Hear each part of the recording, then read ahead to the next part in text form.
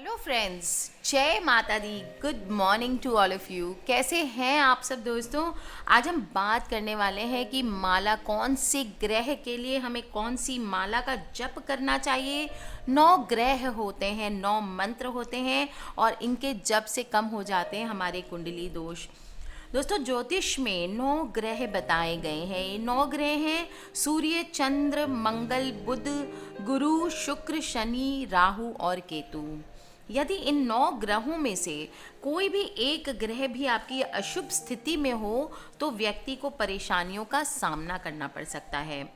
अशुभ ग्रह के बुरे नज़र से या अशुभ ग्रह के बुरे असर को कम करने के लिए उस ग्रह का मंत्र का जप करना चाहिए और सभी 9 ग्रहों के अलग अलग मंत्र बताए जाते हैं।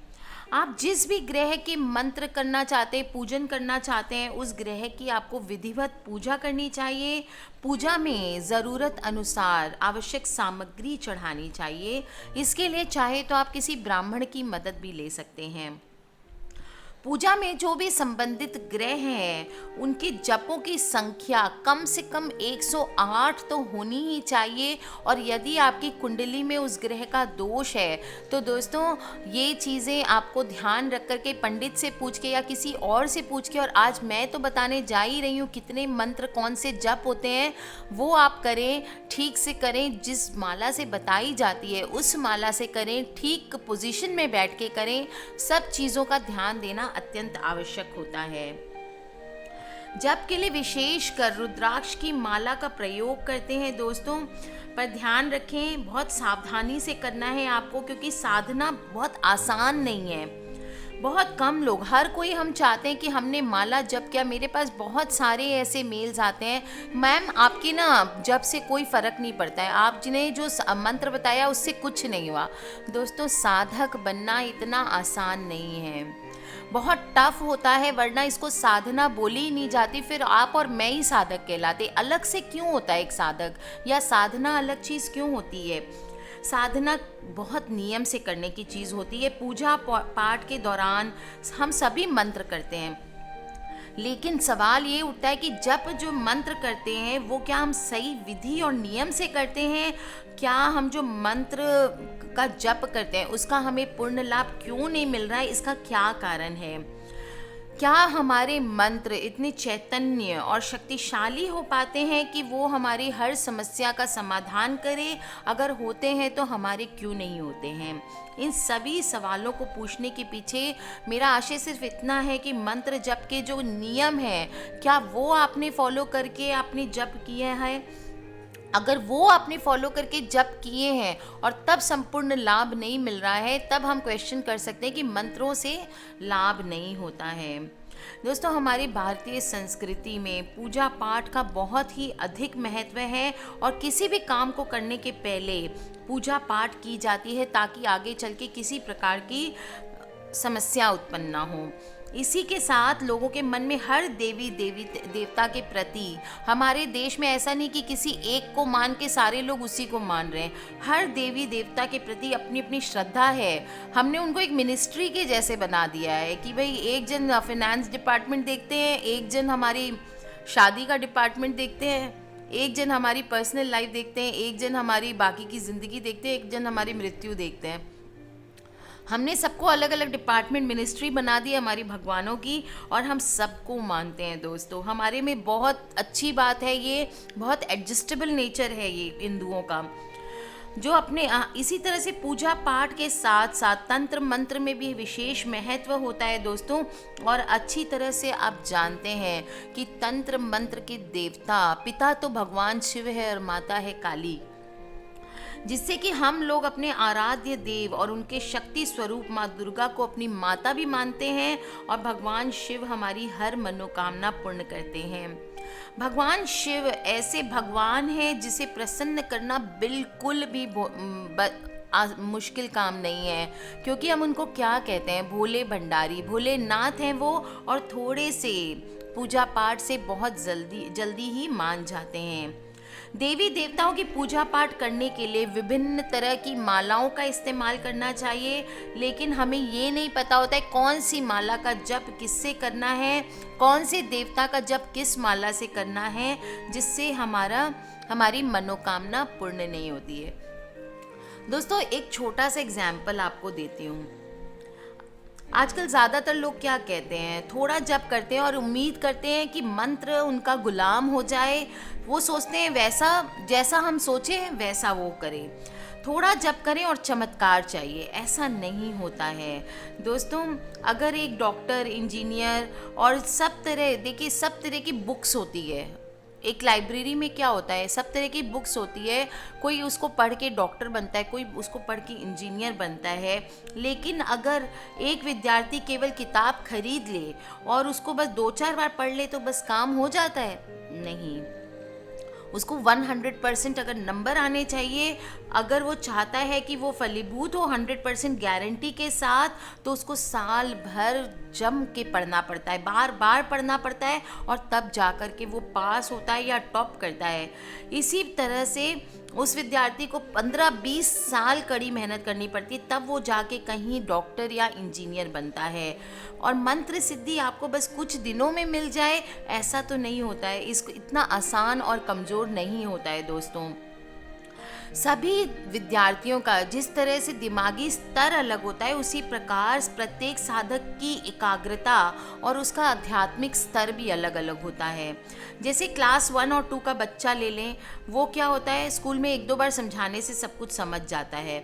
इसी तरह से कुछ बच्चों को बार बार भी समझाओ तो भी नहीं समझ आता, उनको ट्यूशन देना पड़ता है तो भी समझ नहीं आता है। इसी प्रकार साधक की एकाग्रता, उसका आध्यात्मिक स्तर, सब चीज़ों पर मंत्र की सिद्धि डिपेंड करती है। दोस्तों, ध्यान रहे कि मानव ईश्वर का ही अंश है, इसलिए कुछ भी असंभव नहीं है। मंत्र सिद्धि और इष्टि से अगर आप तरीके से करें तो आपको सब चीज़ों की प्राप्ति हो सकती है। दोस्तों, 3 तरह के बेसिक साधक माने जाते हैं, कनिष्ठ, मध्यम और उत्तम। कनिष्ठ साधक कौन से होते हैं? जो सिर्फ अपनी प्रिय वस्तु की कामना में साधना करते हैं, जिससे इनका मंत्र में ध्यान ही नहीं लगता है, और इस तरह के साधक को सफलता बहुत देरी से मिलती है। मध्यम तरह के क्या होते हैं? जो माला की गिनती पूरी कर पाते हैं, इनका ध्यान माला की गिनती में लगा रहता है। इनको भी सफलता देरी से मिलती है, लेकिन सफलता मिलती ज़रूर है। जो बेस्ट प्रकार के या उत्तम प्रकार के साधक होते हैं, वो माला तो करते ही हैं, बल्कि अलग से और अधिक माला और अधिक जप करते हैं। उनका ध्यान नहीं होता है माला और जप में, वो सिर्फ जिस देवता की पूजा कर रहे हैं उसमें उनका ध्यान होता है, और ऐसे साधकों को सफलता जल्दी मिल जाती है। दोस्तों, साधना बहुत तरीके से कर सकते हैं, मानसिक भी कर सकते हैं, और आप ध्यान रखें कहाँ बैठ के माला कर रहे हैं, वो बहुत इम्पॉर्टेंट होता है। अगर आप घर में बैठ के माला करते हैं तो उसकी मात्रा 1 गुना, जितनी माला आपने की उसके बराबर फल की प्राप्ति होती है। अगर गौशाला में बैठ के करते हैं तो 100 गुना फल की प्राप्ति होती है। अगर वन, बगीचा या तीर्थ स्थल में करते हैं तो 1000 गुना फल की प्राप्ति होती है।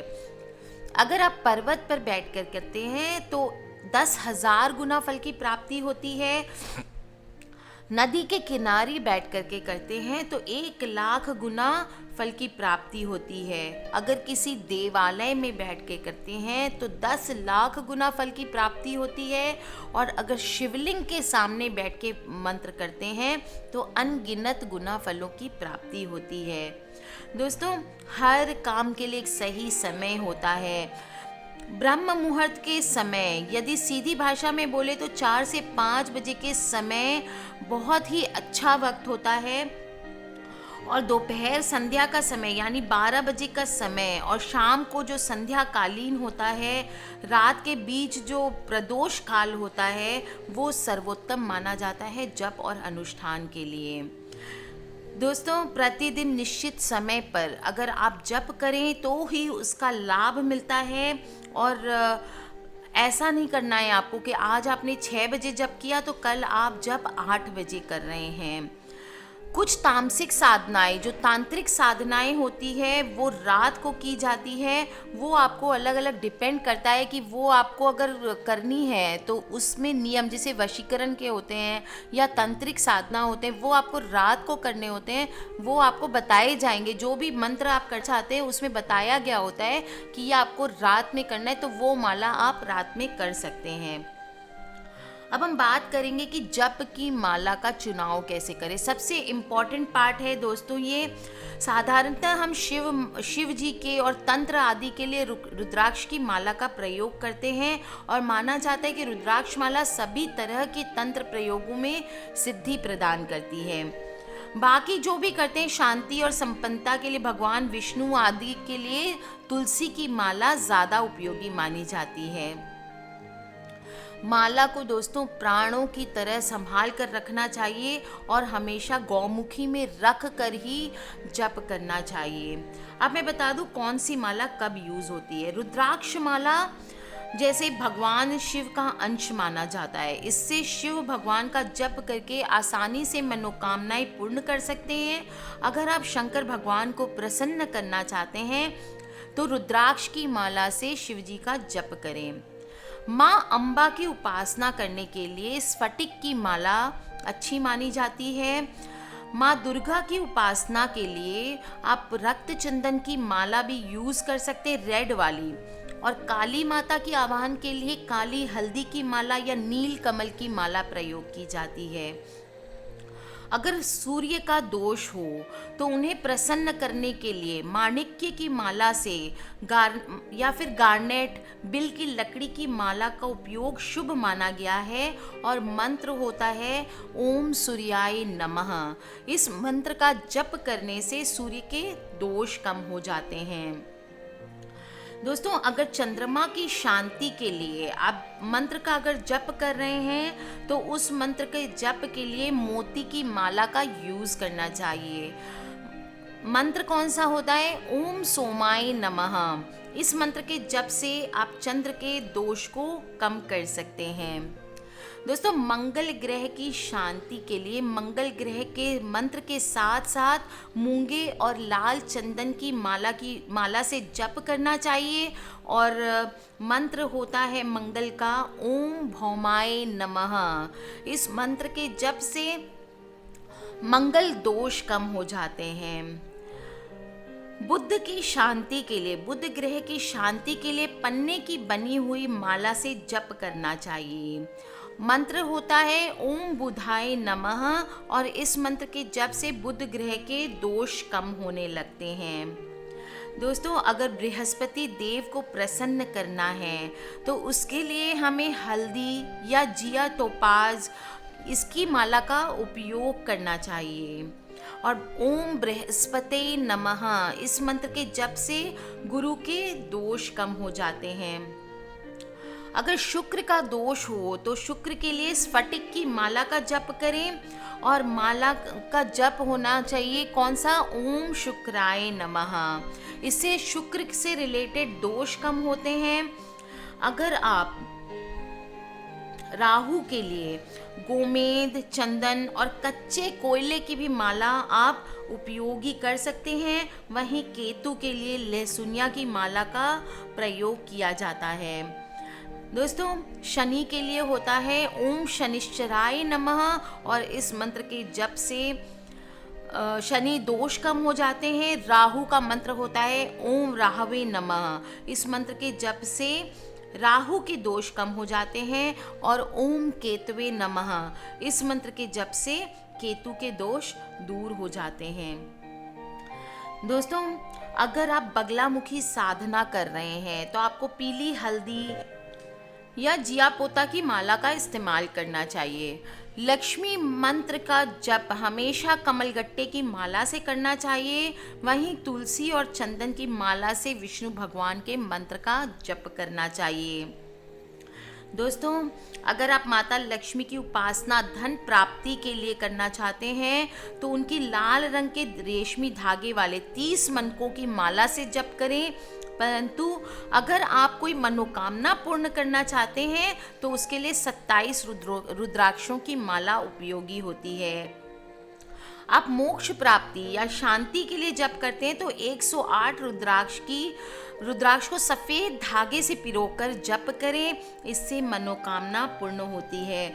दोस्तों बहुत सारी बातें हैं, मैं आपको बताते रहूं, पर ये छोटी छोटी बातें हैं। अक्सर लोग मुझसे पूछते हैं कौन सी माला का जप कैसे करना है। Last but not the least एक छोटी सी बात आपको बता दूं, माला पकड़ने की विधि क्या होती है।